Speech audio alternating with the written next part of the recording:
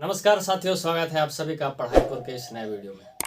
साथियों, इस वीडियो में हम लोग प्राचीन काल में झारखंड के बारे में पढ़ने वाले हैं, जिसमें प्राचीन काल में झारखंड को हम लोग 4 भागों में बांट सकते हैं, 4 कालों में, 4 खंडों में बांट सकते हैं। देखिए, पहला मौर्य काल, दूसरा मौर्योत्तर काल, फिर गुप्त काल, फिर गुप्तोत्तर काल। ठीक है, तो इस वीडियो में हम लोग प्राचीन काल में झारखंड सभी कालों के बारे में विस्तृत चर्चा करेंगे।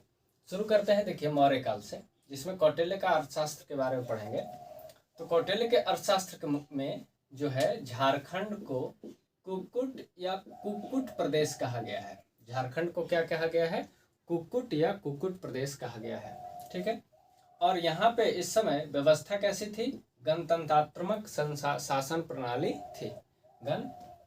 जिसको गणतंत्र बोलते हैं, गणतंत्रात्मक शासन प्रणाली थी। चंद्रगुप्त मौर्य जो है, क्या किया अपने शासनकाल में कि आट्विक नामक पदाधिकारी की रचना की। किसकी? आट्विक नामक एक पद निर्धारित किया या पदाधिकारी की रचना की, जिसको काम सौंपा जनजातियों पर नियंत्रण करना। जिसका काम क्या था? आट्विक नामक पदाधिकारी की रचना किस लिए हुई थी?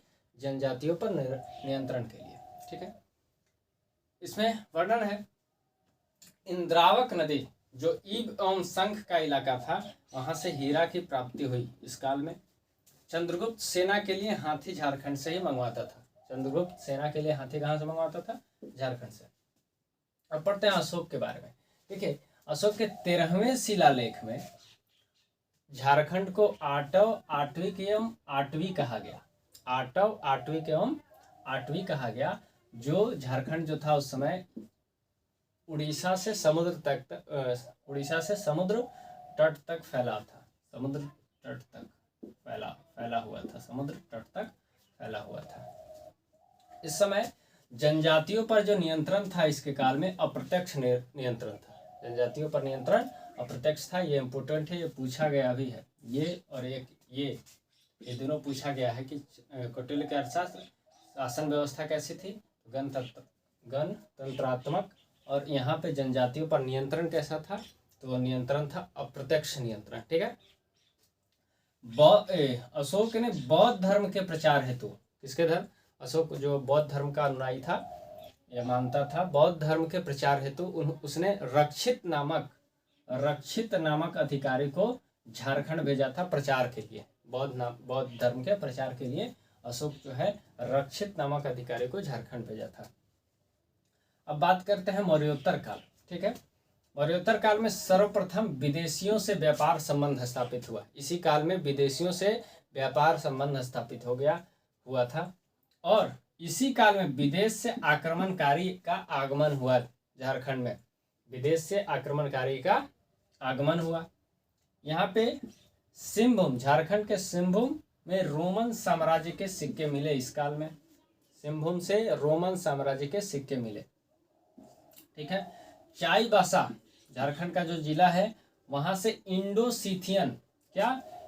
सीथियन सिक्के मिले। और रांची जो झारखंड की वर्तमान अभी राजधानी है, वहां से कुषाण कालीन सिक्के मिले। इससे पता चलता है कि वहां कनिष्क का प्रभाव था। किसका प्रभाव था? कनिष्क का प्रभाव था। ये सारे इंपोर्टेंट है। चलिए एक बार रिवीजन करते हैं इसका। झारखंड को क्या कहा गया? कुक्कुट या कुक्कुट देश। कौटिल्य के अर्थशास्त्र में व्यवस्था कैसी थी? गणतंत्रात्मक शासन प्रणाली थी। चंद्रगुप्त मौर्य किस पदाधिकारी की रचना की? आट्विक पदाधिकारी की रचना की। काम क्या था? जनजातियों पर नियंत्रण रखना। इंद्रावक नदी से हीरा की प्राप्ति हुई। और चंद्रगुप्त सेना के लिए हाथी मंगवाता था झारखंड से। अशोक के 13वें शिलालेख में आटव, आटवी और आट्विक झारखंड को कहा गया। और इसका फैलाव कहाँ था? इसका उड़ीसा से समुद्र तट तक फैला हुआ था। जनजातियों पर नियंत्रण कैसा था? अप्रत्यक्ष नियंत्रण था। बौद्ध धर्म के प्रचार हेतु रक्षित नामक अधिकारी को झारखंड भेजा गया था अशोक द्वारा। मौर्योत्तर काल में सर्वप्रथम विदेशी से व्यापार संबंध स्थापित हुआ। और विदेश से आक्रमणकारी भी इसी काल में आए। झारखंड के सिंहभूम से रोमन साम्राज्य के सिक्के मिले।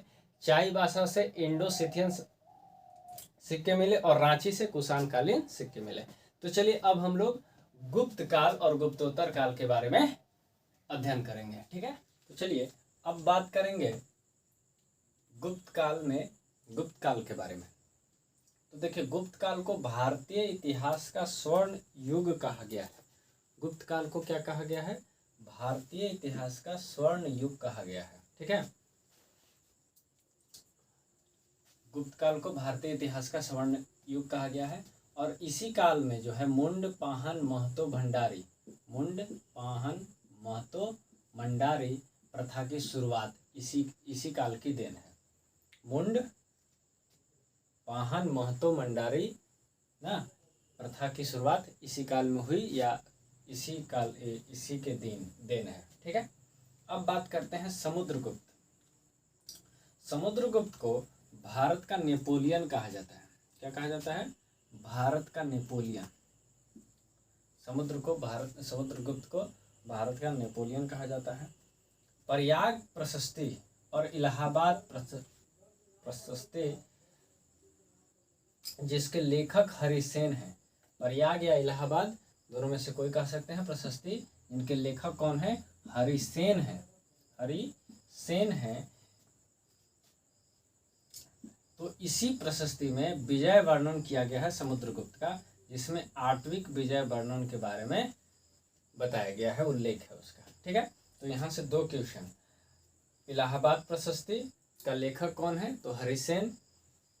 और इसमें समुद्रगुप्त के किसका वर्णन किया गया है? तो विजय का वर्णन किया गया है, यानी और किस विजय का वर्णन किया गया है? तो आत्विक का विजय वर्णन किया गया है।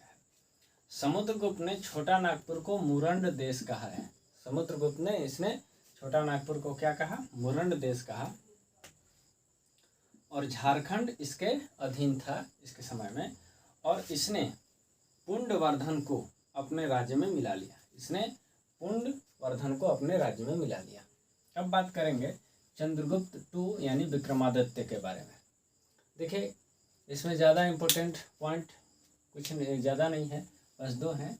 इनके काल में चीनी यात्री फाहियान ना भारत में आगमन हुआ। चीनी यात्री फाहियान का भारत में आगमन हुआ तब 405 ईस्वी में चीनी यात्री फाहियान का भारत आगमन।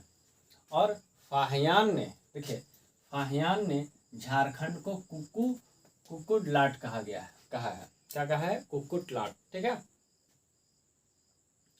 और ये अन्य तथ्य हैं जो इस प्रकार हैं। देखिए, मदोही पहाड़ी कहाँ पे है? हजारीबाग जिले में है। यहाँ पर पत्थर काटकर मंदिर बनाया गया था इसी काल में, यानी कि गुप्त काल में पत्थर काटकर मंदिर बनाया गया था। सतगावा जो कोडरमा जिले में है, यहाँ पर मंदिर के अवशेष मिले हैं। और पिठौरिया रांची में पहाड़ी पर स्थित कुआं का साक्ष्य मिलता है गुप्त काल में। तो ये गुप्त काल से संबंधित कुछ तथ्य हैं। अब हम लोग गुप्तोत्तर काल के बारे में कुछ सीखेंगे। ठीक है, चलिए अब हम लोग गुप्तोत्तर काल के 2 शासक शशांक और हर्षवर्धन के बारे में पढ़ेंगे। ठीक है, देखिए, शशांक ये गौड़ यानी जो पश्चिम बंगाल में गौड़ जगह है वहाँ का शासक था। ठीक है, इसका साम्राज्य जो था झारखंड, उड़ीसा और बंगाल तक फैला हुआ था। बंगाल का प्रथम स्वतंत्र शासक था बंगाल का, और इसने अपनी राजधानी कहाँ? मुर्शिदाबाद में बनाई। ठीक है, इसने मंदिर निर्माण कराया शिव जी का मंदिर निर्माण कराया, जो बेनुसागर सिंहभूम मयूरभंज के क्षेत्र में कोचांग में अवस्थित है। ठीक है, ये जगह है, स्थान है। शशांक जो है प्रथम शासक है जिसने अपनी राजधानी झारखंड में भी स्थापित की। मतलब झारखंड में राजधानी बनाने वाला प्रथम शासक शशांक था। शशांक जो है बौद्ध धर्म का अनुयायी था, और शैव धर्म का अनुयायी था, और बौद्ध केंद्रों को नष्ट किया। यानी कि इसके आने से बौद्ध धर्म में कमी आने लगी। बौद्ध धर्म केंद्रों को नष्ट कर दिया, और ये खुद शैव धर्म मानने वाला था। शिव जी की प्रतिमा इसने स्थापित की। इसने 2 राजधानी बनाई थी। अपने साम्राज्य को सुचारू रूप से चलाने के लिए 2 राजधानी का निर्माण किया। एक राजधानी संथाल परगना का बड़ा बाजार जो झारखंड में, और एक पुलमी यानी पुरुलिया पश्चिम बंगाल में जो है ये 2 राजधानी इसको सुचारू रूप से निर्माण किया। अब बात करते हैं हर्षवर्धन के बारे में। हर्षवर्धन देखिए, वर्धन वंश का सर्वाधिक शक्तिशाली शासक हर्षवर्धन था। ये कांजागल और राजमहल का भाग शामिल किया अपने साम्राज्य में, और इसी महल में हर्षवर्धन जो है हिनसांग से मिला था। इसी महल में हर्षवर्धन हिनसांग से मिला था। तो इस तरह से गुप्तोत्तर काल के बारे में हम लोग कंप्लीट पढ़ चुके हैं। तो हम लोगों ने इस वीडियो में 4 काल के बारे में पढ़ा जो प्राचीन काल में झारखंड था। प्राचीन काल में झारखंड को जब आप बांटिएगा कालखंड में तो 4 काल में बांट सकता है, मौर्य काल, मौर्योत्तर काल, गुप्त काल और गुप्तोत्तर काल। तो ये सभी कालों के बारे में हम लोग ने विस्तृत चर्चा की। अब हम लोग मिलेंगे फिर नेक्स्ट वीडियो में मध्यकालीन झारखंड को लेकर। ठीक है, तब तक के लिए बहुत बहुत धन्यवाद।